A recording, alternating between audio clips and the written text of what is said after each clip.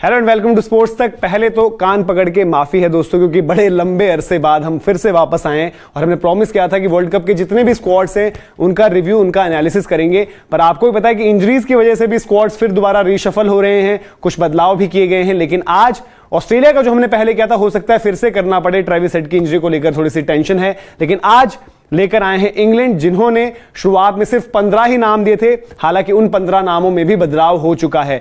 Jason Roy, जो 2019 world cup winning squad के एक बहुत इंपॉर्टेंट प्लेयर रहे थे, उनको ड्रॉप कर दिया गया है। यानी कि ओपनिंग प्लेयर आपको इंग्लैंड का नया दिखेगा और उनकी जगह पर एंट्री हुई है हैरी ब्रूक की। ये खिलाड़ी आप देख रहे हैं, तस्वीर है लॉर्ड्स की बैल्कनी की। 2019 वर्ल्ड कप जीतने के बाद बेन स्टोक्स वापस आ चुके हैं फिर से वनडे क्रिकेट में, और इंग्लैंड की तरफ से वनडे क्रिकेट में सबसे बड़ा स्कोर लगा चुके हैं कप्तान जॉस बटलर। 2019 में ऑयन मॉर्गन थे, अब जॉस बटलर होंगे कप्तान। क्रिस वोक्स एक अहम खिलाड़ी ये भी रहेंगे, और जॉनी बेस्टो। पर इंग्लैंड की स्टार पार इतनी ही नहीं है, वो पूरा स्क्वाड भी दिखाएंगे और आपको बताएंगे इंग्लैंड कहां कहां पर मजबूत है, क्या उनकी कमजोरी है। और 2019 के कंपैरिजन में दो चीजें जो आपको इस वर्ल्ड कप में इंग्लैंड की तरफ से अलग दिखेंगी और दूसरी टीमों के लिए एक अपॉर्चुनिटी होंगी। सबसे पहले आपको 15 दिखाते हैं कि वर्ल्ड कप की 15 जो है इंग्लैंड की कैसी दिख रही है।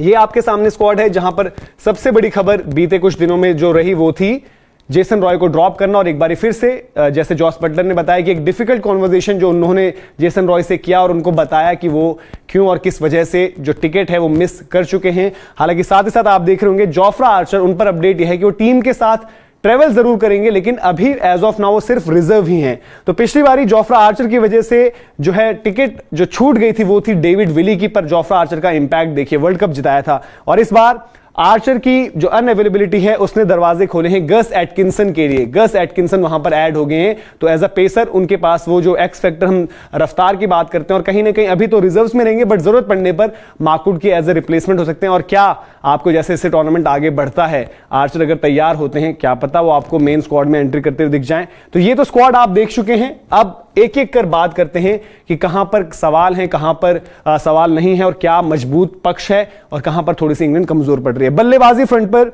हैरी ब्रूक ऐड हो चुके हैं। यहां पर जॉनी बेस्टो ओपनिंग भी करेंगे और एक रिजर्व विकेट कीपर की भूमिका भी निभाएंगे। जो रूट हाल फिलहाल में रन्स नहीं आए हैं, लेकिन जो रूट को हम डिस्कार्ड नहीं कर सकते, और हो सकता है वर्ल्ड कप के लीडिंग रन स्कोरर्स में जो रूट आपको दिखे। डेविड मलान, इनको फायदा हुआ इंग्लैंड और न्यूजीलैंड के बीच की जो सीरीज रही, वहां पर जेसन रॉय थोड़े चोटिल भी थे, इन्होंने ओपनिंग करी, प्लेयर ऑफ द सीरीज बने, शतक भी बनाया, और कहीं ना कहीं जेसन रॉय को पीछे धकेल दिया। हैरी ब्रूक उनकी जगह पर स्क्वाड में ऐड हुए और मलान अब आपको ओपनिंग करते हुए दिखेंगे। फिर हैं Jos Buttler, wicket keeper batter, और आप कह सकते हैं कि इंग्लैंड क्रिकेट में, व्हाइट बॉल क्रिकेट में उनके सबसे बड़े बल्लेबाज और सबसे बड़े मैच विनर्स में से एक इसलिए क्योंकि आपको पता है कि बेन स्टोक्स का नाम इसमें आगे जुड़ेगा। तो ये थे बल्लेबाज। अब आपको दिखाते हैं जो गेंदबाज हैं, ये हैं बॉलर्स। अभी आपको थोड़े से कम गेंदबाज दिख रहे होंगे, क्योंकि ऑलराउंडर्स की जो प्लेट आएगी हमारी, उसमें ज्यादा नाम होंगे, और वहां पर उनकी यूटिलिटी जो है और उनकी दोनों फ्रंट पर कॉन्ट्रीब्यूट करने वाली ताकत इंग्लैंड को मजबूती देती है। अभी बॉलर्स में प्रॉब्लम जो मैंने बोला कि 2019 के मुकाबले फेस करनी पड़ सकती है इंग्लैंड को, वो एक तो बॉलिंग फ्रंट पे है।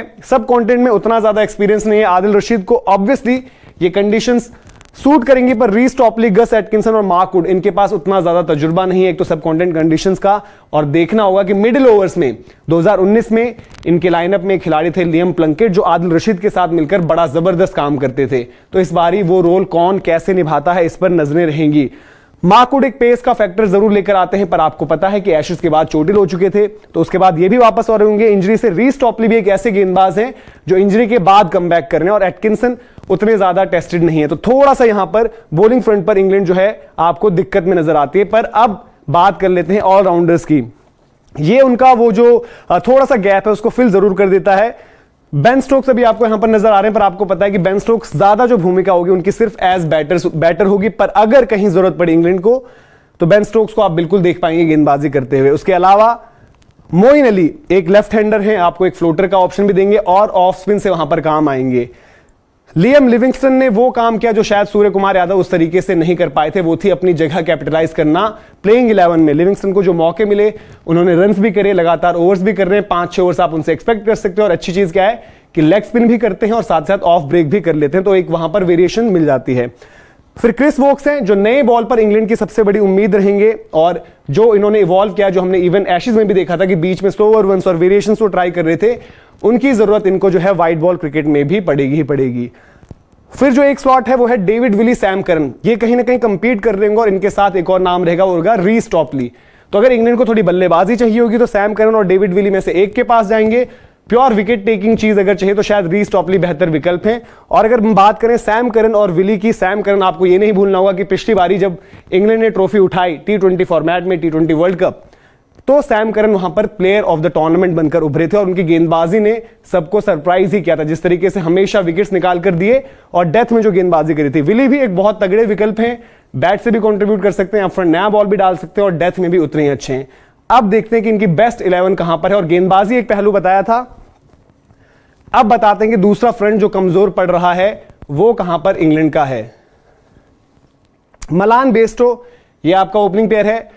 जो रूट नंबर 3 पर, Ben Stokes number 4, Jos Buttler number 5, Livingstone 6, Moeen Ali 7। फिर जो इनके गेंदबाजी लाइनअप में नाम फिक्स होंगे वो हैं क्रिस वोक्स, मार्क वुड और आदिल रशीद। जैसे आपको बताया था कि टॉपली, करन, विली, इनमें से किसी एक को पिक करना होगा, पर जो जेसन रॉय का वॉइड है वो एक चीज यहां पर इंग्लैंड जो मिस कर सकता है वो है जेसन रॉय जिस तरीके की attacking aggressive start up front दिया करते थे। जॉनी बेस्टो जरूर मौजूद है यहां पर, उन्होंने भी इंजरी के बाद व्हाइट बॉल में वापसी करी, थोड़ा सा रन्स उतने उस तरीके से नहीं आए जो शायद जॉनी बेस्टो चाहते, पर जेसन रॉय का जो अंदाज था वो आपको स्टार्टिंग से ही बड़े तेजी से रन देते थे। तो ये अप्रोच में थोड़ा बदलाव देखने को मिल सकता है, क्योंकि हमें पता है कि मलान अलग तरीके से अप्रोच करते हैं इनिंग्स, जो रूट का भी वही रहता है और बेन स्टोक्स का भी वही। तो इंग्लैंड पिछले वर्ल्ड कप के मुकाबले इस वर्ल्ड कप में आपको हो सकता है दिखे कि स्टार्ट तो उनकी नॉर्मल रहे, बट जो मिडिल ऑर्डर से और मिडिल ओवर से इनकी एक तरीके से एक्सप्लोरेशन स्टार्ट होगी वो बड़ी खतरनाक हो सकती है। उसकी वजह कोई भी बल्लेबाज ऊपर के 4 में से सेट हो और उसके बाद Jos Buttler, Livingstone, Moeen Ali और बाद की इनकी जो बैटिंग ऑप्शन है, तो ये आपको एक डिफरेंट अप्रोच नजर आ सकती है इंग्लैंड से।